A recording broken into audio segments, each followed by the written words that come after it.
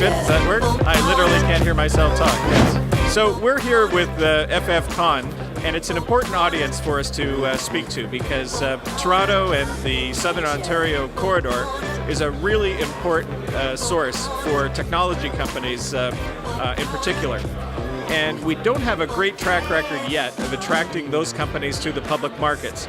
They've historically relied on private forms of finance, and the exit for the founders is usually a trade sale and often enough to a US corporation. We'd like to provide some education for the founders of these companies that there is in fact a public venture capital market that's available for them to tap, and in fact might be at significantly better terms and conditions and lower cost than they would get from private equity and venture capital sources, especially at the later stages. So it's a great opportunity for us to meet and speak with the founders of these companies and hopefully do some education about the potential benefits of a public listing later on. There's a lot of bad press about being a public company, but I have to say it comes from the United States. It's very, very expensive and time-consuming to be public in the US, and that's why you see the US companies that go onto NASDAQ and the New York Stock Exchange with an average market capitalization of $1.5 to $2 billion US. In Canada, we have a completely different ecosystem. The cannabis sector, we have an average market capitalization of companies coming in of about $12 million. And these companies are very much looking to use their public listing to raise growth capital to grow beyond that level, obviously. It's high risk. A number of those companies don't make it, as they don't make it on the private side as well. But it is an important and, in some cases, lower cost option for these companies to gain the growth capital that they need. And one of the other points that we're certainly talking about is that there is, in fact, a continuum of investment options, so that as companies move from the angel side and begin to think about larger and larger raises, that in fact crowdfunding and private placements with exempt market dealers, for example, may be an interesting way for them to get up to the level of being public.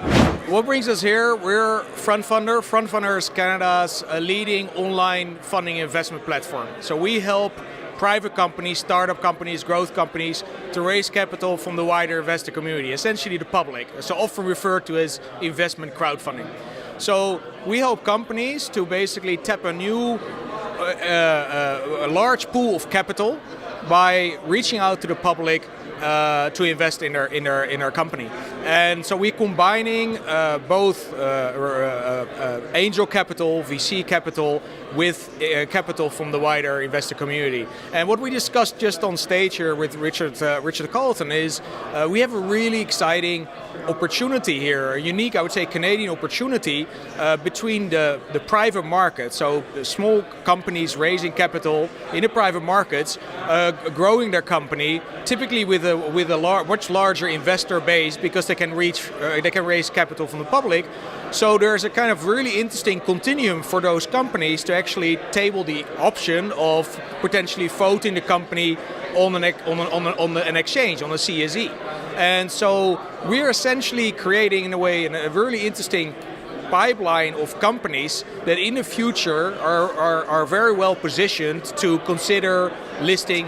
It's really a Canadian opportunity that we should fully take advantage of. And rather than looking south of the border and other ecosystems like Silicon Valley and try to replicate that and follow their playbook, is that we actually have a really exciting our own playbook here in Canada, which is again a connection between the private markets and the public markets, which they don't have in the US, which they don't have in many other geographies. So that is something really unique. We can take advantage of that, and will help us to support innovation and young companies to grow, and it helps us to unlock a massive pool of capital from essentially the wider investor community, the public. It's difficult regulatory-wise being involved in something like decentralized technologies or blockchain technologies, and trying to figure out where regulations are going to be going in the future. So recognizing that there's opportunities that will come, even though you feel sometimes that it's unclear as to where Canadian regulators are going to take things, and advantages of going elsewhere sometimes may look favorable, but if you can plan for where the regulations are going to go and use them as opportunities rather than things that will slow you down, and if you can take it with that mindset, it can lead to a lot of positives.